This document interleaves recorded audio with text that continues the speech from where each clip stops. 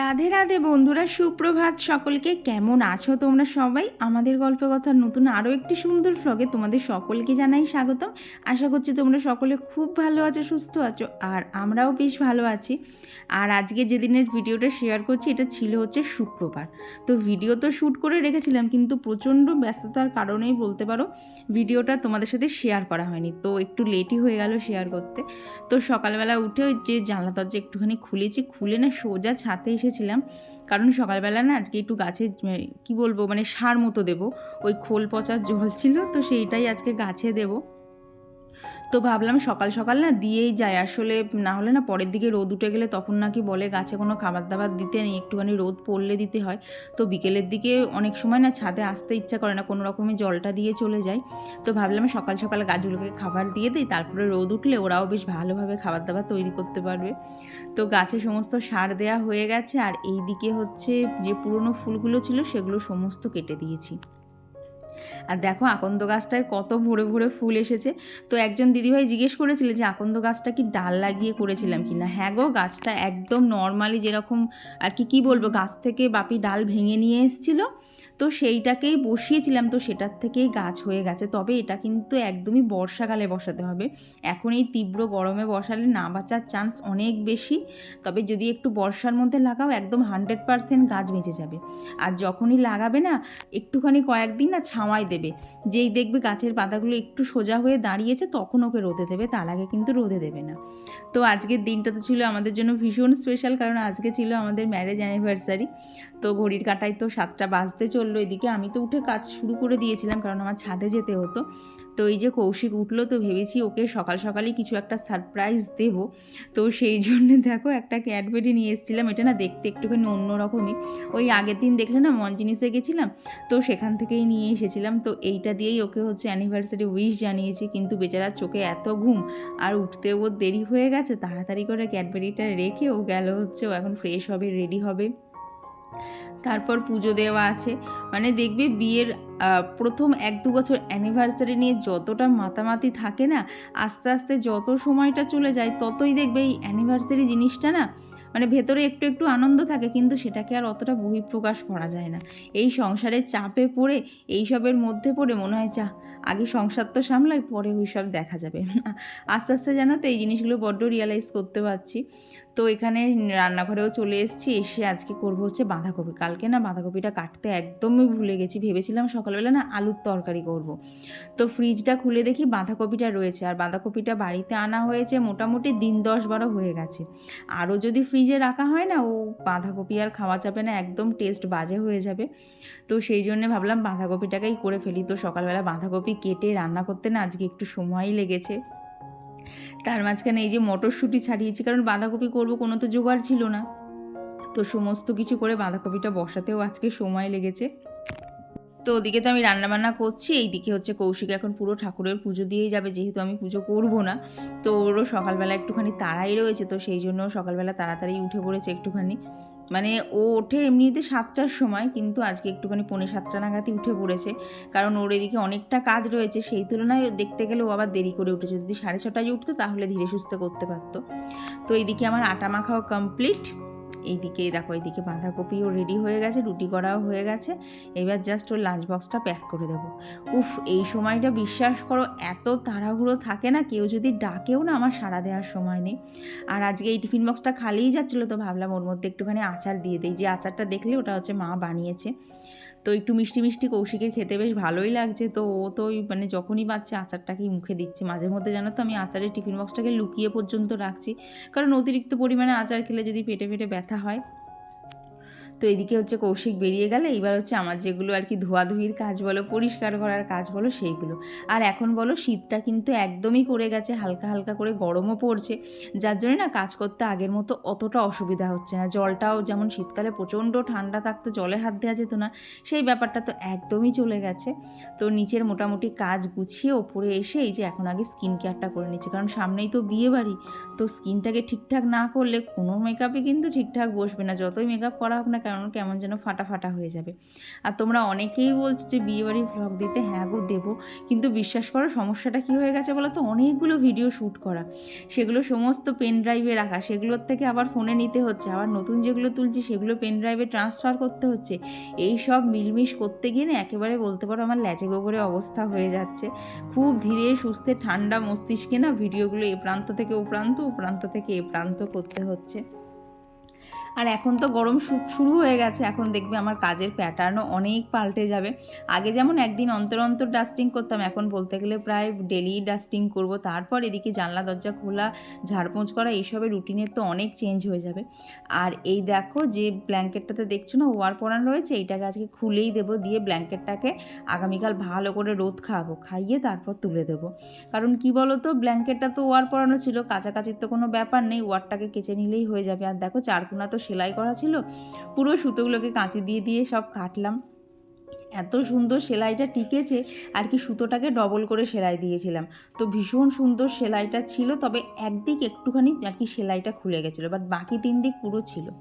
তো এইদিকে হচ্ছে ব্ল্যাঙ্কেটের কভারটাকে খুলে নিয়েছি, আর এই ব্ল্যাঙ্কেটটা এত ভারী না, ভাঁজ করতে গেলেও হাত ব্যথা হয়ে যায়। তো ব্ল্যাঙ্কেটটাকে এখন এরমই ভাঁজ করে রেখে দেবো, কালকে রোদ খাইয়ে তারপর তুলবো। আর যে কভারটা দেখলো ওটাকে আজকেই কেচে নেব। তার কারণটা হচ্ছে মানে নামেই ওটা ব্ল্যাঙ্কেটের কভার, কিন্তু দেখতে গেলে ওখানে পুরো 2খানা বেডশিটের মতো ওয়েট, তো ওর সাথে তো বেশি অন্যান্য জামাকাপড় দেওয়া যাবে না, তো ভাবলাম আজকে অল্প কিছু জামাকাপড় জমেছে, তো সেগুলোকেই একবারে কেচে নেব।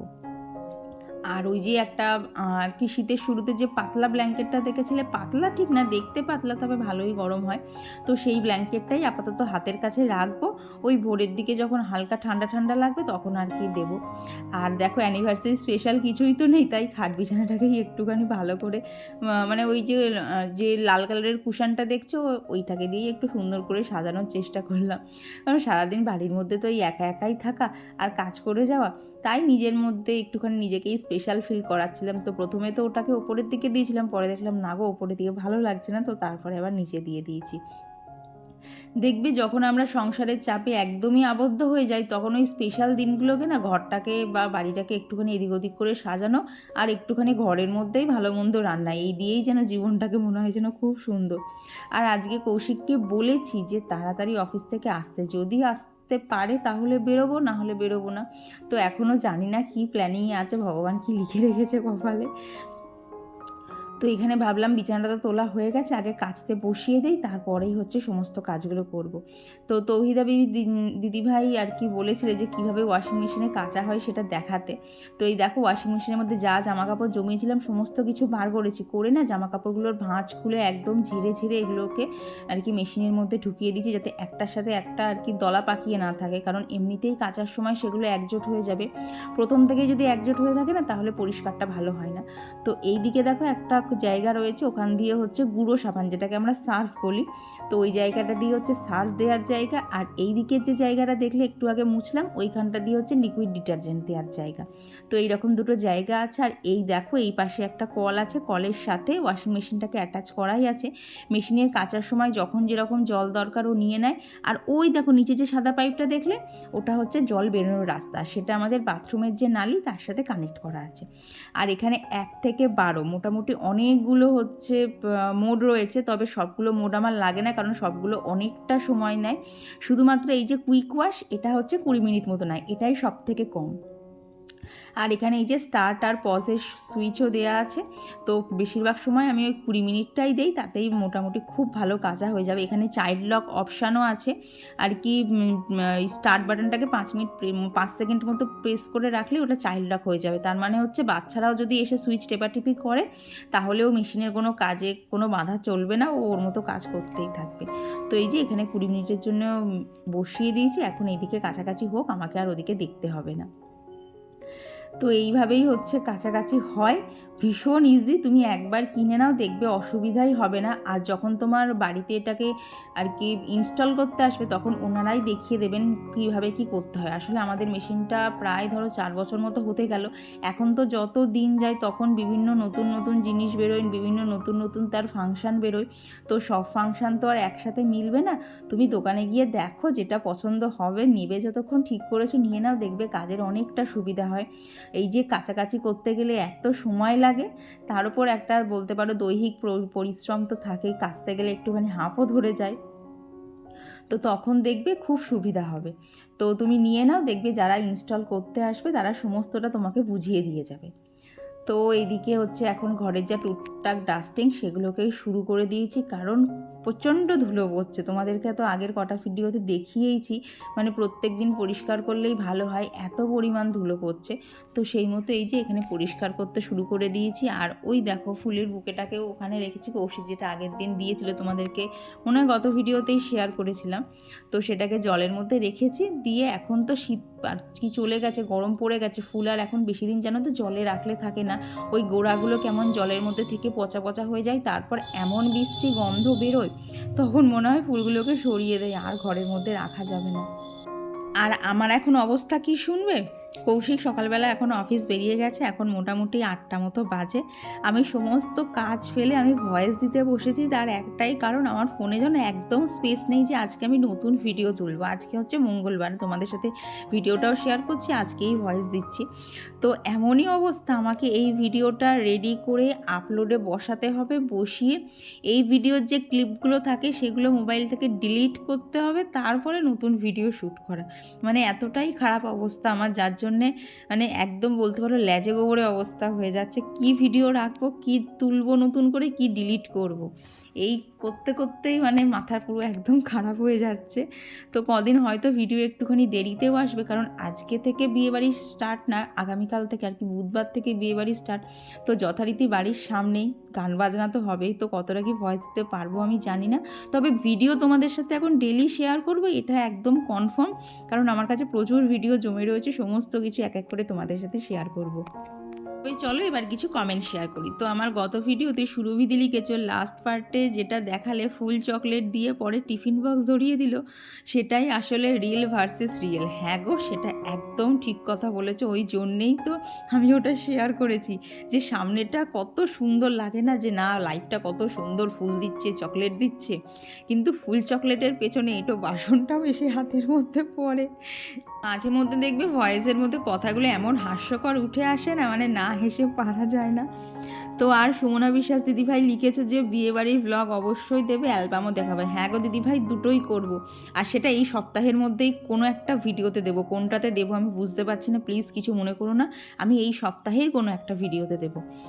আর কমেন্ট করেছিল তৃষ্ণা প্রাত্য দিদিভাই, তো দিদিভাই লিখেছে আমারও তাই অবস্থা, আমি শাড়ি পরতে পারি না।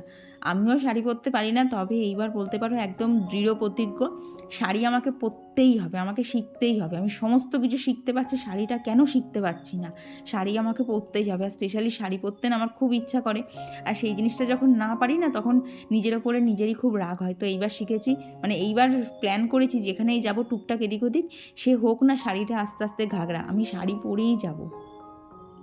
আর তনুশ্রী দিদিভাই লিখেছো না না শ্যুট করো, তোমার সাথে আমরাও আনন্দ করবো বিয়েবাড়িতে। হ্যাঁ অবশ্যই শ্যুট করব। আর অন্বেষা ভট্টাচার্য আইডি থেকে দিদিভাই লিখেছো শাশুড়ি মায়ের কী হয়েছিল, আর অন্বেষার এক্সাম ভালো হচ্ছে, কিছু আনকমনও আছে। হ্যাঁ একটু তো মানে বুদ্ধিমত্তার যেগুলো থাকে সেগুলো তো একটু তো ওরকম কোশ্চেন থাকেই। আর আমার শাশুড়ি মায়ের একটুখানি মানে কি হয়েছে অ্যাকচুয়ালি আমরাও জানি না, ওনার জ্বর হয়েছিল, তারপরে অতিরিক্ত জ্বর হয়ে না মানে প্রেশারটা লো হয়ে গেছিলো, তারপর হসপিটালে দেওয়াতে কি ওরা ট্রিটমেন্ট করলো, বললো নাকি সারা শরীরে ইনফেকশন হয়ে যায়। এবার তোমরাই বলো তো, দু তিন দিনের মধ্যে কারো সারা শরীর ইনফেকশন হয়ে যায় যেখানে তার কোনো সিমটমস নেই। তো এই হচ্ছে ব্যাপার। এখন দেখো তাদের সাথে তো ঝগড়াঝাটি করে তো আর লাভ নেই, কারণ ঝগড়াঝাটি করলে তো আর মা ফিরে আসবে না, যদি ফিরে আসতো তাহলে নয় একদম কোমর বেঁধে ঝগড়া করে ফিরিয়ে আনা যেত। তো ওরাও যা বললো আমরাও তাও বিশ্বাস করলাম। তো এইদিকে দেখলে তো ওপরের অনেক মানে জামা কাপড় মেলা টেলা সমস্ত কিছু সেরে নিচে চলে এসেছি, ওদিকে খেয়েও নিয়েছি। আর এদিকে এখন বানাচ্ছি হচ্ছে মটরশুঁটির কচুরি করব, কারণ অ্যানিভার্সারি স্পেশাল কিছু তো একটা করতে হবে। তো কৌশিক বললো একটুখানি তাহলে কড়াইশুঁটির কচুরি করো, আর তো বেশি দিন কড়াইশুঁটি পাওয়া যাবে না। তো সেই মতো এই যে পুরটা এবেলা বানিয়ে রাখছি, ওবেলা আর কি করব। তো এখানে এই যে মটরশুঁটির পেস্টটা বানিয়েছিলাম, তার মধ্যেই নুন দিয়েছি, হিং ফোড়নে দিয়েছি, তার সাথে দিয়েছি হচ্ছে বেসন, আর দিয়েছি নুন চিনি আর সামান্য হচ্ছে ভাজা জিরের গুঁড়ো। এইটা দিয়ে পুর বানালে না এত সুন্দর টেস্ট হয়, ওই দেখবে কচুরি শুধু শুধুই খেয়ে নেওয়া যাবে, ভীষণ সুন্দর টেস্ট হয়। তো ওখানে পুরটা বানানো হয়ে গেছে, আর এখানে আজকে করব হচ্ছে ফুলকপি আর ওই যে মটরশুঁটি আলু দিয়ে একটা গামাখা আর কি রসা মতো করবো। তো সেই জন্য দেখো এখানে হচ্ছে টমেটো নিয়েছি, লঙ্কা নিয়েছি, আদা নিয়েছি, একটুখানি কিশমিশ দিয়েছি আর বেশ খানিকটা দিয়েছি হচ্ছে চারমগজ। এখানে কাজু বাদামও দেওয়া যেত কিন্তু আমার কাছে ছিল না, তো সেই জন্য একটুখানি পোস্ত দিয়ে দিয়েছি। তো এইটারই একটা পেস্ট বানিয়ে নেবো, এইটা দিয়েই করবো হচ্ছে ফুলকপি আলু আর মটরশুঁটি দিয়ে একটা তরকারি। তো আর গত ভিডিওতে কমেন্ট করেছিল হচ্ছে টুম্পা দিদিভাই, আর কমেন্ট করেছিল মুস্কান, আর কমেন্ট করেছিল সুচরিতা মণ্ডল দিদিভাই, পায়েল দিদিভাই। তো তোমরা সবাই বলছো যে আর কি বিয়েবাড়ির ব্লগগুলো শেয়ার করতে, অ্যালবামগুলো দেখাতে। আমি তো কথা দিলাম আমি এই মানে এই সপ্তাহেরই কোনো ভিডিওতে দেখিয়ে দেবো। আর সম্পিতা দিদিভাই লিখেছো যে এঙ্গেজমেন্ট অ্যালবামটা দেখিও। হ্যাঁ গো, সেটাও দেখাবো, আমি সব দেখাবো, একটুখানি আমাকে হাতে সময় দাও। আর কমেন্ট করেছিল হচ্ছে আলিশা রাজপুত আইডি থেকে দিদিভাই। তো দিদিভাই লিখেছে আজকেও ফার্স্ট কমেন্ট করলাম, বিয়ের ভিডিও দিও। হ্যাঁ গো, অবশ্যই দেবো। আর কমেন্ট করেছিল সিঙ্গেল মাদার লাইফস্টাইল থেকে দিদিভাই অনুপা দে। আর বৈশাখী দিদিভাই লিখেছে আমারও বেশ কিছু দামি শখের জিনিস হারিয়েছে, প্রে করো যাতে আমি ওগুলো সব ফেরত পেয়ে যাই। দিদিভাই আমারটা আমি পেয়ে গেছি গো, বিশ্বাস করো। মানে সেদিনকে আমার নাওয়া খাওয়া ভুলে যাবো এরকম অবস্থা, কিন্তু মানে যে জায়গাতে থাকা সেখানে ছিল না, অন্য একটা জায়গায় ছিল। আর আমি সমস্ত জায়গা খুঁজেছি, ওই জায়গাটাই বাদ দিয়েছি। রাত্রেবেলা কৌশিক এসে ওখান থেকে খুঁজে মানে বের করে দিল। তারপরে বলতে পারো আমার ধরে প্রাণ এসেছিল। তো যাই হোক, রান্নাবান্না কমপ্লিট করে স্নান খাওয়া দাওয়া হয়ে গেছে। এখন এই যে একটুখানি বেদানা আর কলাই নিয়েছিলাম, আজকে এই বাড়িতে ফল ছিল। তো এরপরে তো অনেকক্ষণ ওয়েট করেছিলাম, কৌশিক আজকে তাড়াতাড়ি বাড়ি আসবে, কিন্তু বললো ওর অফিসে অনেক কাজ রয়েছে, আসতে পারবে না। তো কী আর করবো, এখানে একটুখানি চাল ভাজা, চানাচুর আর সাথে একটা লঙ্কা নিয়েছিলাম। তো সেটা খেতে খেতে এখানে টিভি চালিয়েছি। তবে না আজকে কোনো সিনেমা বা গান শুনতে ইচ্ছা করছিল না। তো আজকে টিভিটা খোলার সাথে সাথে সামনেই দেখো ক্রাইম পেট্রোলটা এসেছে। আর স্টোরিটাও মানে কভার পেজটা দেখে মনে হচ্ছে ভালো হবে, বেশ ইনফরমেটিভ হবে, তো সেই জন্যই ওটা দেখছিলাম। তারপর এখন মোটামুটি ওই 9:30 মতো বাজে, নিচে এসে পুর তো সকালেই বানিয়ে রেখেছিলাম। এখন এই যে এখানে ময়দা আর আটা একবারে কিন্তু আমি মিক্স করেই বানিয়েছি, পুরোপুরি ময়দা দিয়ে বানাইনি। তো ময়দা আর আটা মিক্স করেই এখানে মেখে নিয়েছি। তো চলো এবার এক এক করে সমস্ত কচুরিগুলোকে ভরে নেই। এর মধ্যে কৌশিকও চলে এসছে, ও এখন রাতের গোপাল সেবা দেবে, তারপরেই আর কি খাওয়া দাওয়া হবে। তো বাপিকে বললাম যে বাপি কচুরি হচ্ছে, কচুরি খাও, তাহলে রুটি খেতে হবে না। না, বাপি রুটিই খাবে, আর কি তেলের জিনিস বেশি তো খায় না। তবে অনেক রিকোয়েস্ট করাতে একটা খেয়েছিল, আর তাতেই আমি খুশি। যাই হোক, খেয়েছে। কী বলো তো, নিজেদের দেখবে যে জিনিসগুলোর প্রতি সবার ভালোবাসা থাকে সেগুলো না সবাইকেই মনে হয় একটুখানি করে করে খাওয়াই। কিন্তু এই কৌশিক বাড়ি না থাকলে, ও যখন অফিসে ট্যুরে ট্যুরে চলে যায়, তখন তো আমার খুব অসুবিধা হয় রান্না বান্না করতে, কারণ একার জন্য না তখন আর এক্সট্রা করে কিছু করতে ইচ্ছা করে না। তো আর গত ভিডিওতে কমেন্ট করেছিল হচ্ছে কণিকা দাস দিদিভাই। তো দিদিভাই লিখেছে তোমার নীল রঙের শাড়িটা পরে ভালো লাগছিল, থ্যাংক ইউ দিদি। আর কমেন্ট করেছিল হচ্ছে পারমিতা দে। তো দিদিভাই লিখেছে তোমার আর তোমার হাজব্যান্ডের এজ ডিফারেন্স কত? ওই 5 বছর মতো গো। না গো, আমরা সমবয়সী না, আমার এজের গ্যাপ হচ্ছে 5 বছর। আর কমেন্ট করেছিল হচ্ছে সুলতা দাস দিদিভাই, সুস্মিতাস ব্লগ থেকে দিদিভাই, মালস নীলুন্ডি থেকে বনু কমেন্ট করেছো। আর কমেন্ট করেছিল হচ্ছে বৈশালীনাথ দিদিভাই। তো দিদিভাই লিখেছো যে তোমাদের ওখানে এখনও সজনে ফুল পাওয়া যাচ্ছে না, কিছু করার নেই দিদিভাই, মনে হয় না তুমি আর এবছরে পাবে, কারণ এখন অলরেডি সজনে ফুল শেষ হতে গেল আর ডাঁটা হওয়াও শুরু হয়ে গেছে। তো এদিকে দেখো কচুরি ভাজাও সমস্ত কমপ্লিট। রাতের যা টুকটাক বাসন আমার মাজতে হয়, যেগুলো আর কি সকাল হলেই লাগবে, সেগুলোও মেজে ফেলেছি। যে ড্রাই ফ্রুটস ভেজানোর থাকে সেগুলোও ভেজানো হয়ে গেছে। এদিকে কৌশিকের পুজো দেওয়াও কমপ্লিট। তারপরে এই যে কচুরি, তার সাথে হচ্ছে ওই ফুলকপি আলু আর মটরশুঁটি দিয়ে রসাটা বানিয়েছিলাম সেটা, তার সাথে মিষ্টি। তো খাওয়া দাওয়া করে চলো এইবার হচ্ছে সারাদিনের শেষে একটুখানি সেলিব্রেশন। তো গতদিন দেখেছিলে না, মানে মনজিনিসে গেছিলাম, তো সেখান থেকেই তো আর কি চকলেট মজি নিয়েছিলাম, আর তার সাথে 2টো গোলাপ নিয়েছিলাম আর 2টো ক্যান্ডেল নিয়েছিলাম, কারণ একটা ছোট্ট করে রিলস ভিডিও শ্যুট করব। অনেক জায়গায় দেখেছি, তো সেটাই শ্যুট করার ইচ্ছা। তো দেখো এই চকলেট মজি তো এনেছিলাম, খেতে ভীষণ সুন্দর, প্রথমবার ট্রাই করলাম, দারুণ লাগছিল খেতে। তো চলো এই জিনিসপত্রগুলো নিয়ে সব ওপরে যাই, কারণ ওপরে এখনও অনেক কিছু অ্যারেঞ্জ করার আছে, সমস্ত কিছু সেট আপ করে তারপর তো একটা ভিডিও শুরু করা। তো এই দেখো ঘরেও চলে এসেছি, এসে বালিশ দুটোকে সরিয়ে দিয়েছি, দিয়ে শুধু কুশান দুটোকে দিয়েছি। আর যে ফটো অ্যালবামটা দেখছো না, এটা হচ্ছে কৌশিক ফার্স্ট অ্যানিভার্সারিতে আমায় গিফট করেছিল, সেটা ছিল হচ্ছে এই ফটো অ্যালবামটা। খাওয়া দাওয়া তো কমপ্লিট হয়ে গেছে, তোমার কেমন লাগলো খেতে? নিশ্চুপ দর্শক, কোনো রেসপন্স দেবে না। তো যাই হোক, খাওয়া দাওয়া কমপ্লিট হয়ে গেছে। ভালো হয়েছে, খুব ভালো হয়েছে। এখন বাজে হচ্ছে এই যে 11টা 15। প্রচণ্ড গরম লাগে, জন্য ফ্যান চালিয়েছি। আর এখন সত্যি কথা বলতে একটা রিলস ভিডিও বানাবো। ইনস্টাগ্রামে খুললেই ওইগুলো প্রচুর আসে, তো ভাবলাম একটা তৈরি করি, খুব ইচ্ছা হয়েছে। তো তারই এখানে সেট আপ চলছে। ওখানটা ওইটুকু সেট আপ হয়ে গেছে, বাদ বাকি সেট আপটা এখন কৌশিক করছে। এদিকে ওর ল্যাপটপে নেই চার্জ, কী অবস্থা! আসলে অনেক দিন খোলা হয়নি তো ল্যাপটপটা, যার জন্য চার্জ নেই। তো এইটুকু ডেকোরেশন হয়েছে। আর তোমাদেরকে মানে একটু আগে যেটা দেখালাম, দুটো চকলেট মসি এনেছিলাম। তো কৌশিক বলছে ওগুলো আবার কি আনার দরকার ছিল, কে খাবে, এই জন্য এদের জন্য কিছু করতে নেই, তুমি পড়েও মরবা, কথা শুনেও মরবা। তো যাই হোক, এখন একটা রিলস ভিডিও শ্যুট করা হবে। তোমরা আই থিঙ্ক দেখে ফেলেছো, আবার নাও দেখতে পারো, জানি না আমি কখন এডিট করবো কি করব। তো চলো এখন আগে রিলসটা বানিয়ে নিই, তারপর দেখা হচ্ছে। তো এই যে এখানে আমার ডেকোরেশন করা একদম কমপ্লিট। তো এখানে ফটো অ্যালবামটা দিয়েছি। ও ফার্স্ট অ্যানিভার্সারিতে যে ফোনটায় এখন আমি ভিডিও করি, এই ফোনটাও আমার গিফটেডই ছিল।